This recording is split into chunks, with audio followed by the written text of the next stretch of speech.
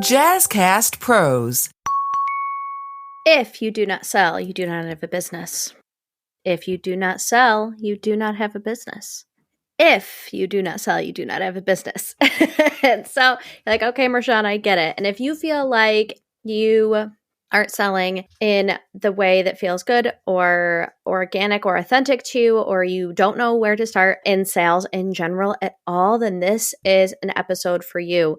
We are now officially in season 4 of High Vibe Table Talks. Yay. And our first episode of season 4 is I sit down and have a conversation with Jaime Elithorpe, and Jaime and I first met via LinkedIn, and we were chatting, and she just has this really great perspective on sales and how to increase your sales numbers and how to keep your sales funnel ever moving, ever growing. And Jaime has some really, really great tips. I loved this conversation. I think that we need to talk more about sales, and women in business need to talk more about sales. So without further ado, let's talk with Jaime. Welcome to High Vibe Table Talks, the podcast to help you, the cautiously ambitious woman, remove mental barriers and take action now so that you can achieve your high vibe desires. I'm Marshawn, your high vibe curator, cheerleader, and accountability partner. Season 4 is going to be all about the tactical things you can do in your business. Every episode, you will leave feeling like, okay, I know something I can do in my business today that will make an impact. So for the next, I believe it's 9 episodes, we're going to be talking all about tactical business things that you can do. And today is sales. Because again, if you don't sell, you don't have a business. And we have a wonderful and brilliant guest on the show today. Jaime, welcome to High Vibe Table Talks. Thank you. Thank you, Marshawn. Thanks so much for having me today. I'm Jaime Elithorpe. My company is 540 Strategies. I liken myself as really a marketer by trade, but I'm also a mental strength trainer and a certified law of attraction life coach. So that's a mouthful right there. But primarily I work with small to medium-sized businesses and solopreneurs in the B2B service-based space. So think coaches, consultants, people who are just really experts at what they do, and thought leaders. That's typically who I work with. I did see the cup you were drinking out of. Are you an Astros fan? Absolutely not. I am in Dallas. So this is a Texas. Oh.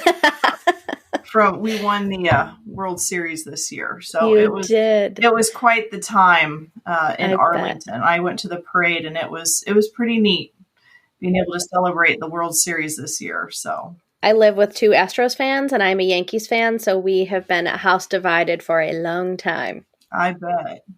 You have to support us a little bit, right? Because, you did play us, and if you didn't support us, then that wouldn't make you look quite as good, right? You did beat by the best this year. Yes, exactly. Just a little jab there. So what I loved about our initial conversation, and you mentioned who you serve, is you focus on both the action of like marketing and sales. I know you really hone in on LinkedIn for your clients. You also really focus on the mindset. And tell us what that has looked like for you, how you got here. It was both a personal transformational journey for me, as well as learning the tactics and the strategies of how to grow a business. So I was kind of on a 2-track journey there for a while I also had one foot in corporate America building my business. So that's why I'm so passionate about both sides. Really, is not only is it an outer game where you've got to have the right strategies in place to grow your business, not only from a marketing and sales perspective, but just having all of your operations in place. And then the other part is that inner game that you bring to your business. Because if you're not willing to grow alongside your business, it's very, very hard to go out and do things that you've never done before, because having your own business is probably one of the biggest challenges of your life. And you're going to be tasked with doing things that make you uncomfortable and things that you don't feel good at. And you've got to be able to do that very quickly and get to moving forward in order to get the results that you want. Yeah, entrepreneurship, growing a business, it is so confronting. And so it sounds like you had this growth in your personal life and you saw the power of it. It really infiltrated who you were as a businesswoman and ultimately an entrepreneur.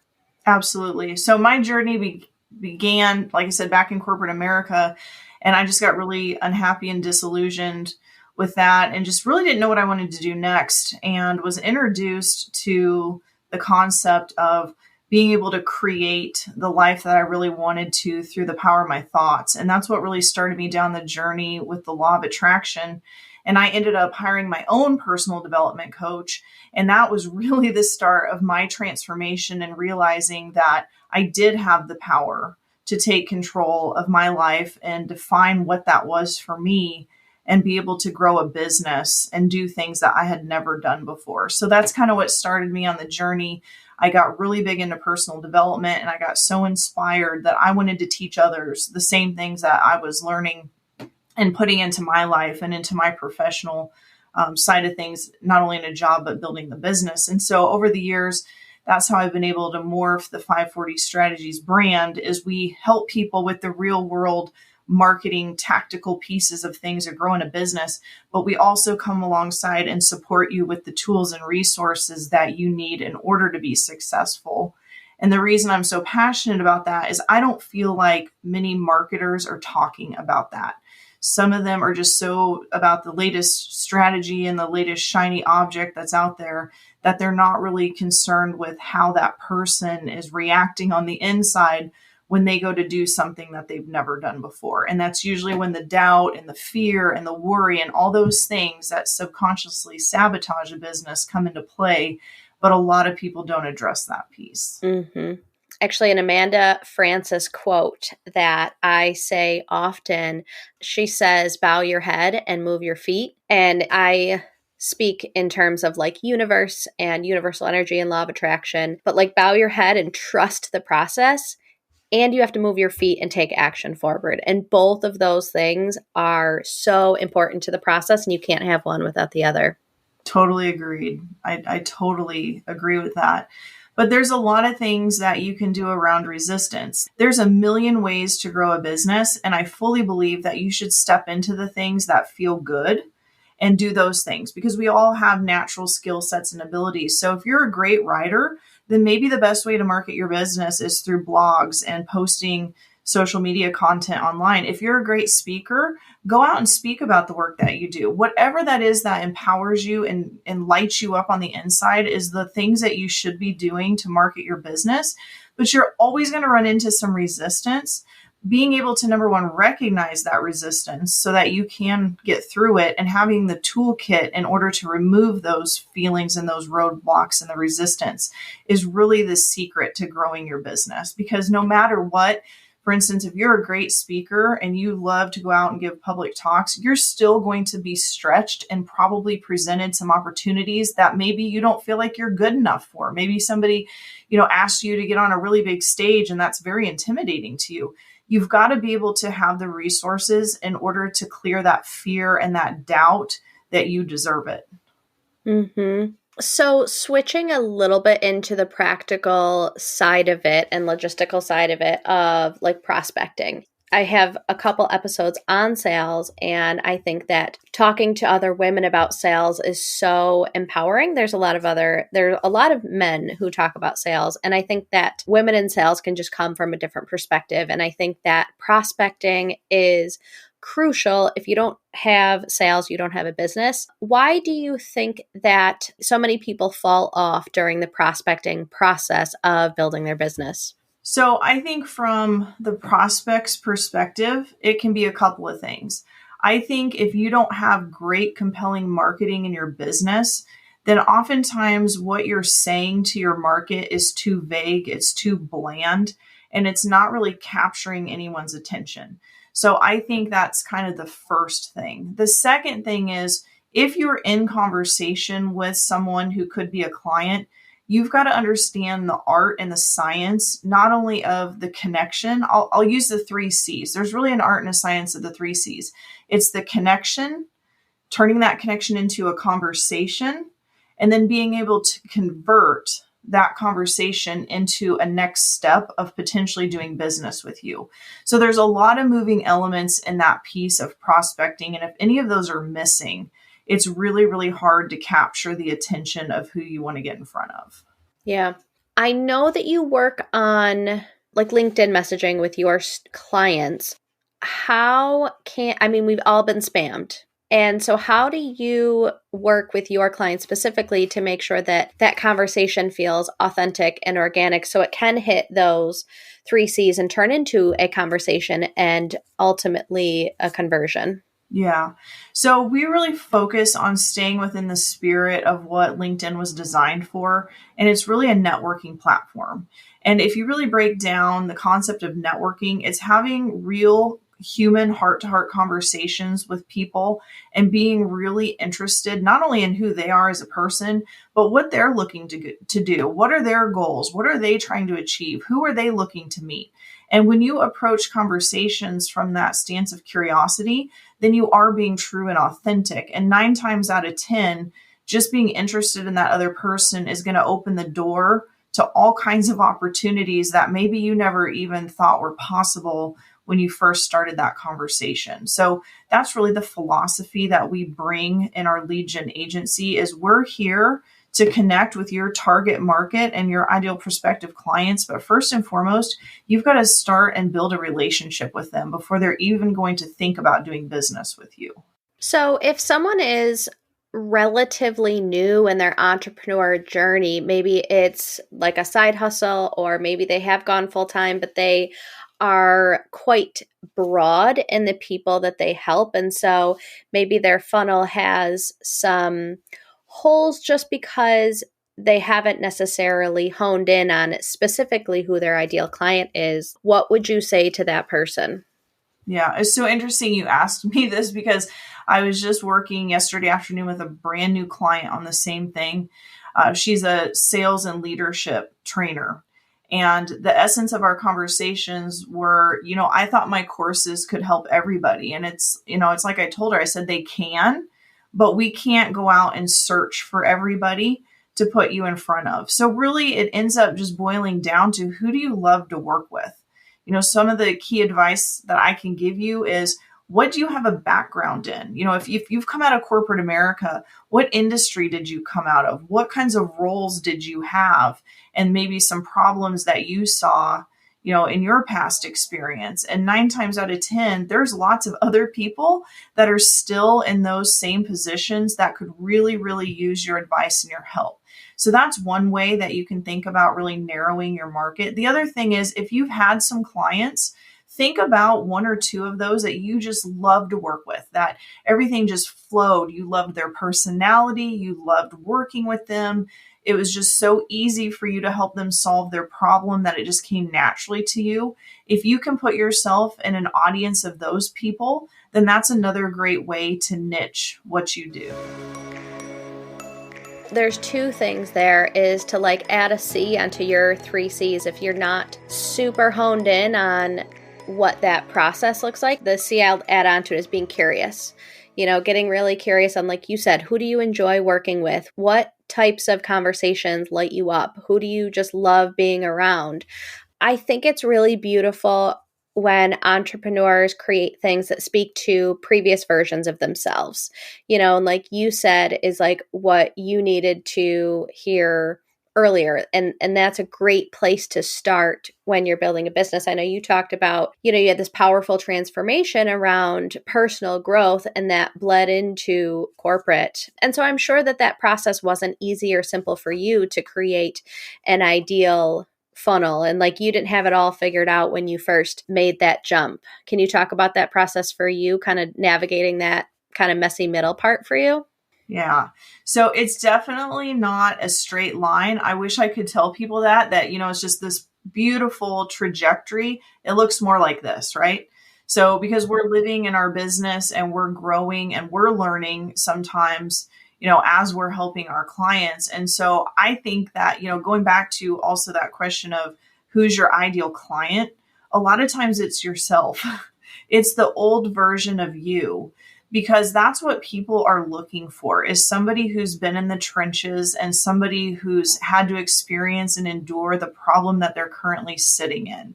So that's another way to stay really authentic, is that you're not pretending to be someone that you're not, because you've already been through it. And so just having that experience is just going to shine through in all of your marketing messaging if you're simply just reaching back and trying to pull someone else forward. So, as far as my journey went, it was a very long journey. Like I said, I was kind of going down one track of personal development where I was just taking everything in, from fixing my mindset and learning everything about how our minds work and the subconscious beliefs. And I was also on that whole law of attraction journey, where that's more about how to use the power of your mindset to get intentional with the life that you want to live and stop focusing on the things that you don't want. So I was kind of blending those two on that personal development. And then I was over here drinking out of this other fire hose where I was learning all this strategic stuff about how to grow a coaching and consulting business. Because not only, did I have to take what I had learned from college and corporate forward and bring that into the small business view, I had to learn all of the strategies for online marketing. And that alone is a business within itself. There is so much to setting up an online business. It's just like a brick and mortar, except you're just doing it on the internet. It's not as easy as people think. And it really makes me mad that so many of these gurus act like you can come home from work on a Friday evening and build an online business over the weekend, and on Monday morning, you're making bank. It's simply not the truth. And anybody who's selling that, I think they're doing a disservice to a lot of people. Mm-hmm. It is about putting in those 10,000 hours and being that 10-year overnight success. Yes. And there's a lot of truth to that. Whether you're in a brick and mortar or you're doing something online, you're going to have to put the sweat equity in. And, I suggest, if you can find a great guide or a mentor, invest, because really what you're investing in is shaving off the time and the cost of making the mistakes yourself. Mm-hmm. Yeah.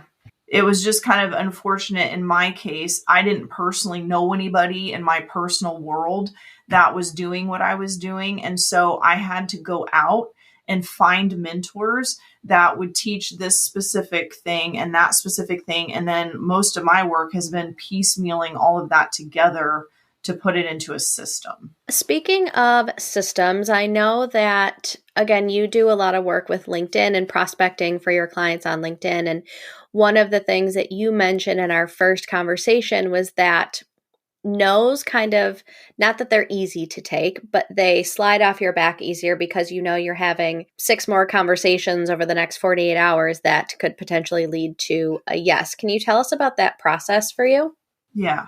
So I think it's twofold again. I think there's the strategy piece and then there's the mindset shift. So the first piece being strategy is having a system that you've got dialed in and works like clockwork, not only to find your ideal clients, but to consistently get you in front of them and have that system running automatically for you, literally 24 hours a day, 7 days a week, so that you've got a continuous flow of prospects coming into your business.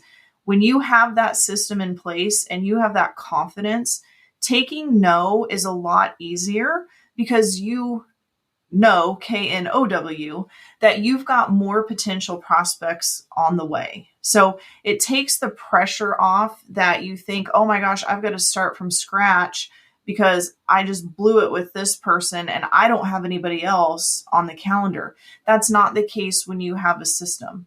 The second piece is the mindset piece. And I think the shift there is stepping back into yourself and empowering yourself with a confidence that you have the solution to your ideal client's problems. And them saying no is really more effective of them than it is you, because what are you out? You're out maybe 2 things: the opportunity to work with a great client and some money. The opportunity cost for that prospect is they're going to go back and sit in the pain. that they're in, and that maybe the problem is going to continue to fester and get worse and worse and worse because they decided to not solve that problem in working with you. So I think the opportunity cost is far higher on the prospect than it is on us as the business owner, because we have the solution. They don't, and that's what they ultimately need. So I think just kind of having those two pieces in play makes the no a lot easier, because you can just, when somebody's made that decision, then you know that you can just move on and look for someone else who's ready to get your help now. I think the worst thing is the indecision. And I guess that's another thing I'll bring up in sales. The faster you can get someone to make a decision, even if that's a no, then you can close the case on that and move forward. If you just let these people linger with the I'll think about it, now you're chasing them. You're trying to get them to decide. Get them to decide right away, because you want to know with clarity whether they're going to work with you or not, so that you can move on. And then from a marketing perspective, if they do say no, that's when you put them in your follow-up marketing sequences so they don't forget about you, because there's a good chance that they're going to finally get tired of their pain and hit their rock bottom, and you want to be there to help them when the time is right. So that's the other secret too, is always kind of think no is maybe not now, but you've got to have your systems in place to not lose that relationship. Definitely. You know what? I didn't even think of this until now. I would love to gift your audience a free guide called the 3 Marketing Hacks. We've talked a lot about marketing strategy and getting things right. I would love to gift your audience this guide that's really going to open your eyes to some 3 big pieces that you can just make little shifts in your marketing that are really going to transform the results that you get in your business. And it's not like you have to go out and redo your marketing or anything like that. It's just little shifts that's really going to help. So I'd love to give you that guide and put it by your desk and use it every time that you're creating marketing for your business. That would be amazing. I appreciate that so much. And you definitely speak to the power that I always hone in on. It's the small steps that create, big dreams, and small steps will transform your life is my tagline that I use all the time. And the power of 3. I think it's so impactful to have like 3 priorities, 3 changes. 3 is such a powerful number. We'll put that in the show notes so everyone who's listening can get that for free. Thank you so much, Jaime. As we're coming up on time, I always have my guests answer lightning round questions. Are you ready for the lightning round, Jaime? I'm ready. What is a must-read book for you? Okay, well, I've got 2. I put them here by my desk. I have to do a shameless plug. The first one is my brand new book, The Mindset Method. It talks about that your mindset might be the reason that you could be stopping yourself in business. So I'd love to have you pick that one up. So that's my mindset one. The other one is kind of related to the law of attraction. It's Attracting Perfect Customers. And this is a great book. This was assigned to me when I was in my law of attraction coaching program. And really the essence of the book is talking about that alignment. We've been talking about feeling salesy or not authentic. This book talks to you about how to line yourself up energetically with the perfect customers that you would love to work with, so that your marketing is perfect and you're no longer accepting second best, that you're only looking for those 9 and 10 clients and you're refusing to compromise with the less than perfect clients. So I think it's a great read. It's a little bit more about marketing, but it's also kind of hitting that mindset. Awesome. What does creativity look like for you? So I get inspired ideas a lot. That's something else that will begin to happen to you as you start to shed the fear and the doubt, is that you'll start to get great ideas out of nowhere. And those are the ones that are inspired by, whether you take the spiritual route or not, by the universe or the divine. And that's your real guidance coming through. So sometimes these ideas will surprise you, but the more that you can work on taking that idea and bringing it to life, the more joy that you're going to have. And it's also going to lead you down the path that you're really meant to take in your business. So to me, that's creativity, is taking the inspired and bringing it into the physical. That's good. What is the best piece of advice you've ever received? I don't know if I received this advice, but here's the best advice I will give. Stop listening to the gurus. Start trying to find people if you're wanting to grow your business, start trying to find people who have truly been where you are and are maybe just a few steps ahead of you. Mm-hmm. So many of these gurus, like I mentioned earlier, they're selling a business in a box and 48 hours later, you're going to be a millionaire. None of that's true. And I think, quite frankly, they're teaching from the level of success that they're at. And that's not the level of success that we're necessarily on. And I think that can really do your head in when you're looking at these business leaders who are like celebrities, and then you're kind of interpreting that and looking at where you're at in your business. I think that's the biggest disservice you can do. So play where you're at, be happy in that space, and look for real people who aren't too far off the mark from where you've been. That's great. What is something that's on your bucket list? I have a few places I'd like to travel.